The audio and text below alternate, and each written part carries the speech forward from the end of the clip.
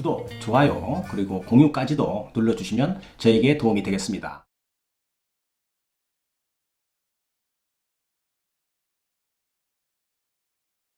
안녕하십니까. 유국장TV입니다. 오늘은 말이죠. 교통사고 후에 피해자분들 중에서 특히 그 마음이 좀 여린 분들 있죠. 그 다음에 뭐 좀 자신이 그 의사표현을 잘 하지 못하는 분들, 또 사회 경험이 좀 적으신 분들, 또 교통사고가 처음 당한 사람, 또 여성분들은 말이죠.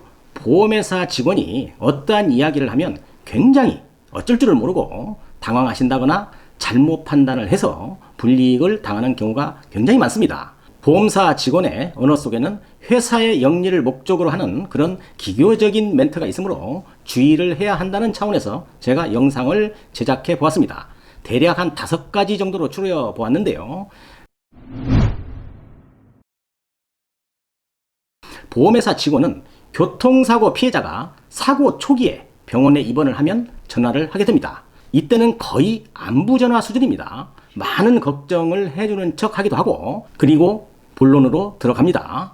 첫 번째 전화가 오게 되면 피해자에게 몸은 어떠십니까? 많이 아프실 겁니다.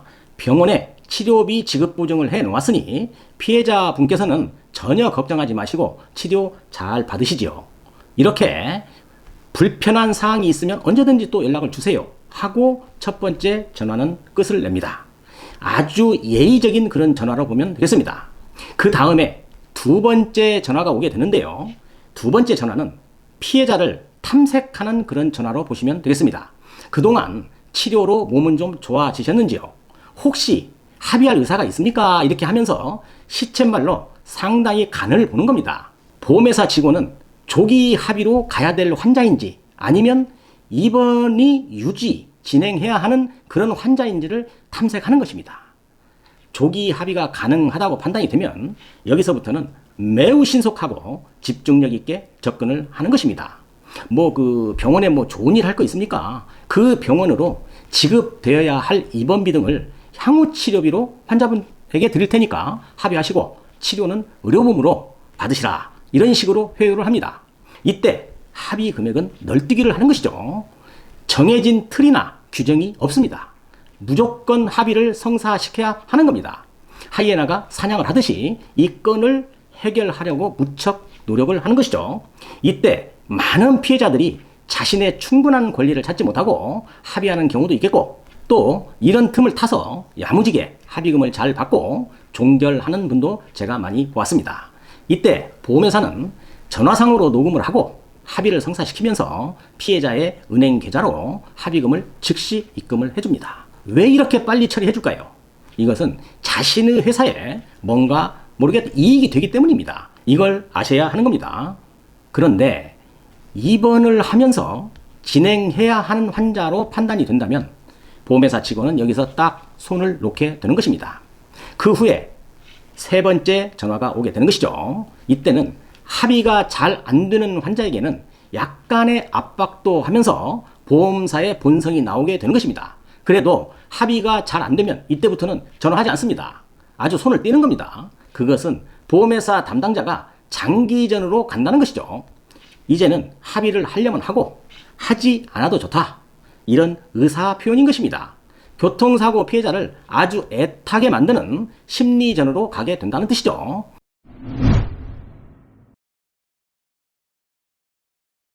일반인들은 참으로 판단하기가 쉽지 않는 것입니다.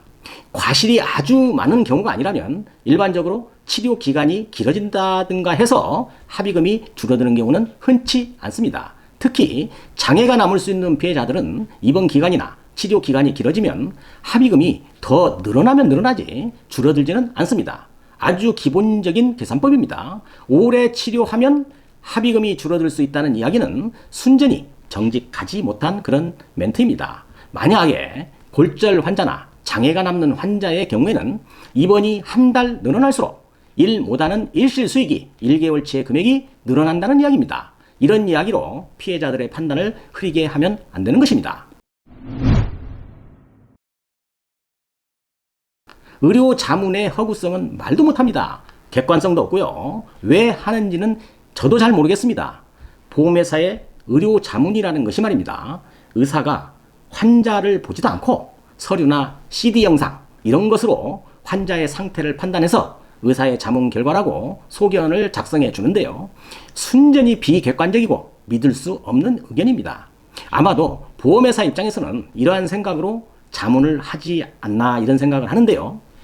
자문 결과는 어차피 우리 보험회사의 자문 의사에게 하는 것이니 결과는 보험회사에 유리하게 할 것이고 그 결과로 피해자를 압박해서 합의를 유도하겠다는 의미가 아닌가 저는 그렇게 생각을 하는데 이게 거의 맞을 것입니다. 이런 의료 자문 할 필요성이 없다라고 알고 계시면 맞는 겁니다. 병원에서 치료를 하다 보면 비급여 치료비라고 들어보셨을 겁니다. 여러 가지 치료 중에서 자동차 보험으로는 할 수 없는 그런 치료비가 발생을 할 수가 있는 것이죠. 예를 들면은 도수치료, 또 정밀검사도 포함이 됩니다. 어느 병원에서는 교통사고 환자는 MRI를 한 곳만 찍어준다고 하는데요. 어떻게 교통사고 피해자가 다 같이 한 부분만 다치고 아플 수가 있겠어요? 이때 보험회사는 해줄 수 없다고 합니다. 그러나 가능할 수 있습니다.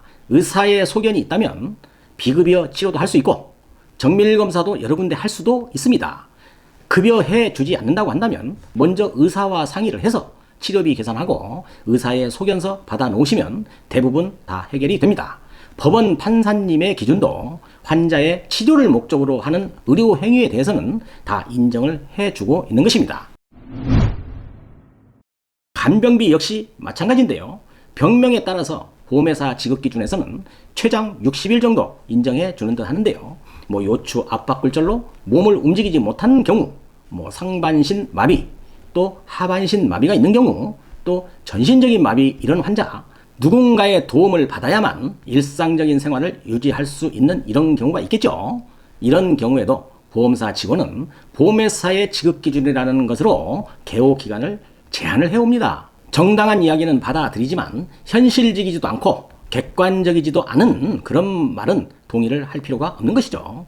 만약에 보험회사에서 인정해 주겠다는 기간 이상의 간병이 필요한 경우에는 그러면 보험회사에서 지급해주는 간병 기간만큼은 사용을 하시고요. 더 필요한 간병은 말이죠. 의사의 간병이 필요하다는 소견서를 받아서 간병비를 사용하시고 추후 보험회사에 요청하시면 됩니다. 법원에서도 소송 판결 시에 의사의 소견이 있는 간병 기간은 큰 문제가 없다면 인정해 주고 있기 때문에 보험회사의 일방적인 이야기는 믿을 필요가 없다는 것입니다. 보험회사 직원은 이렇게 교통사고 피해자들에게 5가지 정도를 가지고 환자를 상대하고 있는 것입니다. 그래서 병원 치료 중에도 제 영상 공부도 하시고 준비를 잘 하면 내가 입은 손해에 대해서 충분히 배상받을 수 있는 것입니다. 그렇게 될 것으로 믿어 의심치 않으면서 오늘 영상 여기서 마치도록 하겠습니다. 감사합니다. 유국장TV였습니다.